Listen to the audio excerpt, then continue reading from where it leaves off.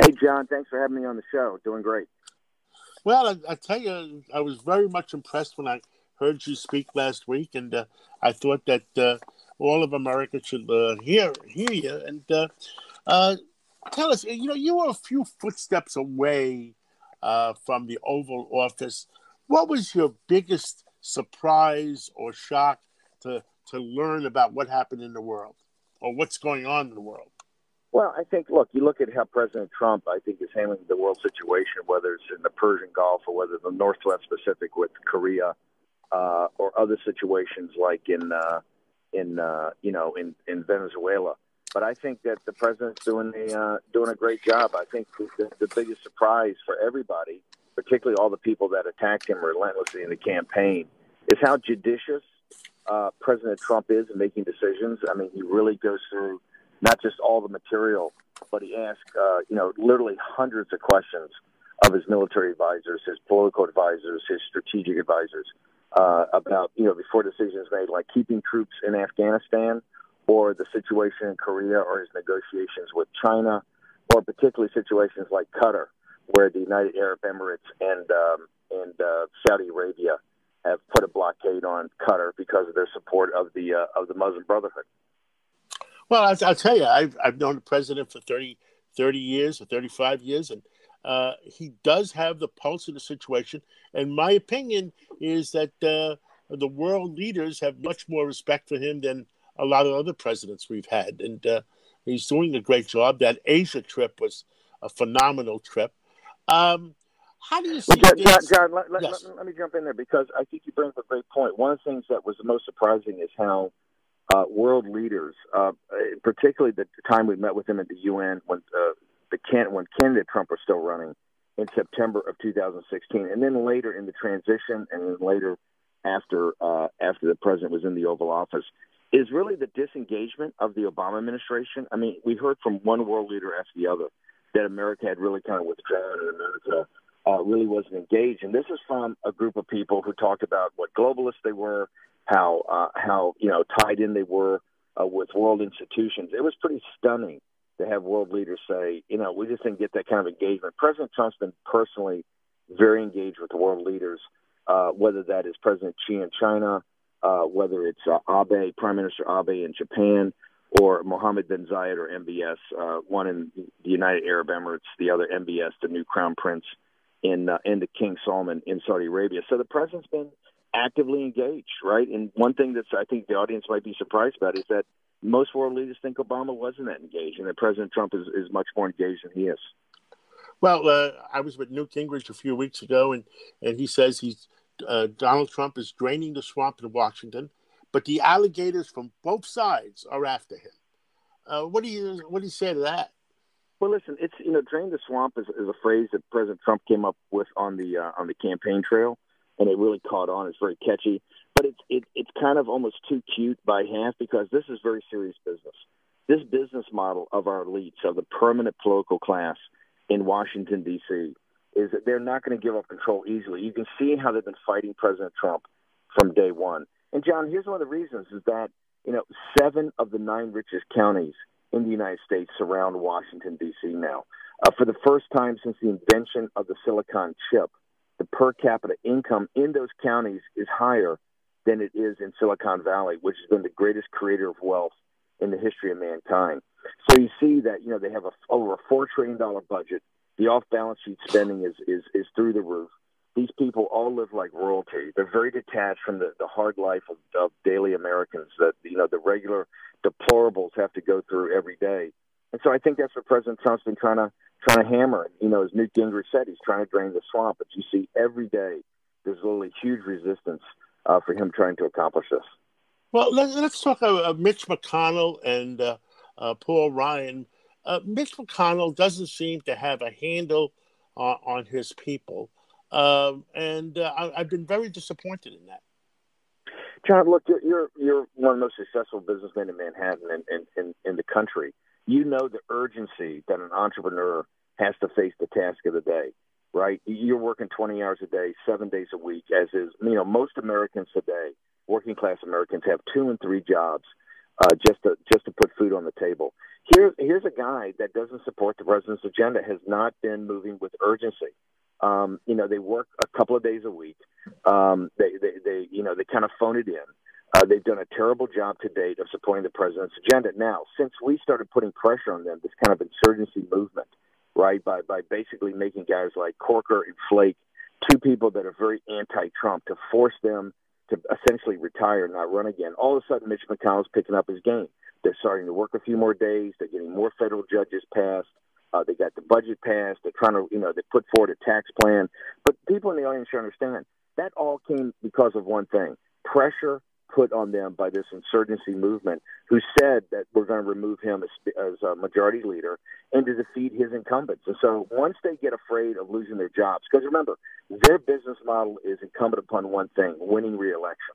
That's really the business they're in. Now that he's afraid, now that he sees that the grassroots movement, whether it's in Alabama or Arizona or Tennessee or Mississippi, is going to replace his cronies like Jeff Flake and Bob Corker, now he's scared, and now he's trying to move more federal judges through the system and really start to heave to on President Trump's plan. But until he shuts down these committees that are investigating President Trump, and until he has people like Bob Corker stripped of their chairmanship, because, Corker is sitting there as the head of the Foreign Relations Committee, and with the president in war, in Afghanistan and other places throughout the world, Corker is sitting there trashing the commander-in-chief, saying he should be in an adult home, saying he's irresponsible, saying he's a guy holding hearings on whether President Trump can use nuclear weapons or not as commander-in-chief. These are outrageous things, John. This was not done to President Johnson or President Nixon during the height of the Vietnam War. And here we have Corker, who thinks he's got a free shot on goal in the president. Well, the grassroots deplorables, the forgotten men and women that really backed Donald Trump's campaign, have just said that's not acceptable. And that's why they're running out of Washington, the cronies of Mitch McConnell, and eventually they're going to run Mitch McConnell out. The big controversy last week was Judge Roy Moore out of Alabama. And these are accusations that were made 30 years ago, 40 years ago, and all of a sudden everybody's turned on him. What do you think about that? Well, I think the people that didn't turn are the people in Alabama. The the GOP of Alabama said they wouldn't abandon him. The governor said that the election is going to go on time. And I think President Trump summed it up best. Let the people in Alabama weigh and measure these allegations versus a radical like Doug Jones, who's a radical abortionist, who is a radical about gun rights. Let people win. The folks in Alabama have to do the voting. And I think the governor said it best, and I think the president said it best. Let the folks in Alabama decide. Sean Hannity said the same thing the other day. So I think you've got a lot of people saying, hey, this is for the folks in Alabama who really know what's going on down there. They know Judge Moore. They look at these allegations, and then, quite frankly, they see Doug Jones. And Jones, you got to remember, is a radical. He's a radical about abortion rights, and he's a radical about gun rights. And I think people in Alabama will decide that on December 12th. I agree with you 110%. I mean, let the people of Alabama decide, not the professionals in Washington who, they're just blowing their own horn. I mean, I saw that happen with our senator in New York, all of a sudden criticizing Bill Clinton for 20 years ago.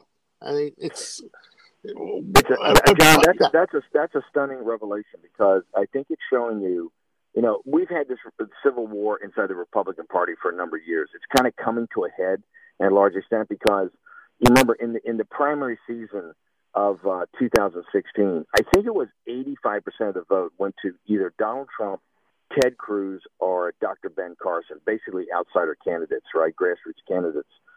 And so basically the establishment has about 15 to 17% of the total vote in the Republican Party, and the grassroots has about 80 to 85%.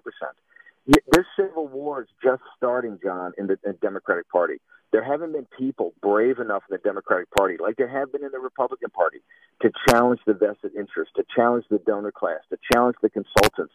Because these people, as soon as you try to challenge them, they come up and try to destroy you. So I had Perez on the show last week, and I said to Perez, whose Democratic Party is it? Is it Clinton's? Is it Schumer's? And he really couldn't answer it.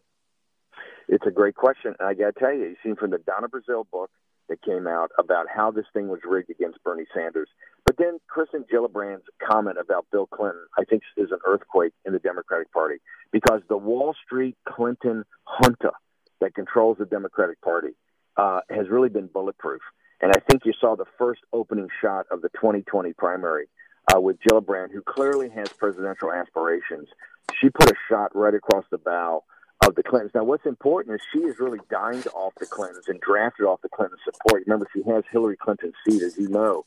She's been a real Clintonista, and for her to put a shot across the bow of Bill Clinton, remember on the campaign, I was the guy that thought up the idea of bringing the women that he had been a sexual predator against, Bill Clinton, to the second debate and allow them to actually confront him. They've never had a chance to do that, and these are working class men and women, or working class women. So I think it's incumbent upon the Democratic Party to really start to vet what Bill Clinton did, and quite frankly, what Hillary Clinton did as his enabler. I agree with you 110% there, too. I mean, we're going to come out, the soul of the Republican Party and the soul of the Democratic Party. And what are you doing, Steve Bannon? Well, listen, what I've done now is I'm getting ready to set up a C4 that's going to really focus on building, as a convening authority, helping grassroots organizations get better at building a digital army and helping them get better at building a ground game. I think what's incumbent in the future is how President Obama really won in 2008 in his primary and also in the general election. He had a massive ground army. I think as soon as the grassroots organizations, and there's about 25 to 30 out there that are pretty active, as soon as they get better coordination and as soon as they get better understanding of how actually you build grassroots digitally and you build grassroots door-to-door physically, I think candidates will be in a lot better shape. And I think these issues will really get out in front of the American people. So it's, besides working at Breitbart, as executive chairman, I've spent a lot of time meeting grassroots organizations and talking to grassroots people and figuring out how I can support the grassroots people. John, the 2016 campaign really came down to about is America in decline?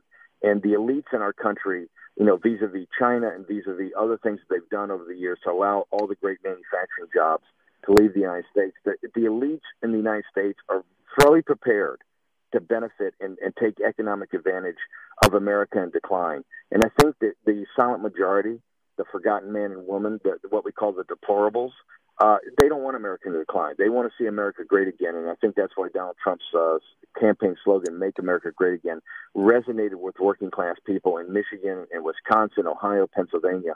And I think that's why you're going to see a rejuvenation in this country, really a restoration of American greatness based on the back of the American man and woman who are the working class in this country. Steve Bannon, I agree with you. And we have so many things to talk about, but we're out of time. And I hope you come back again because we do have a lot of things to talk about. John, thank you so much. Really appreciate being on the show. Thank you for listening to the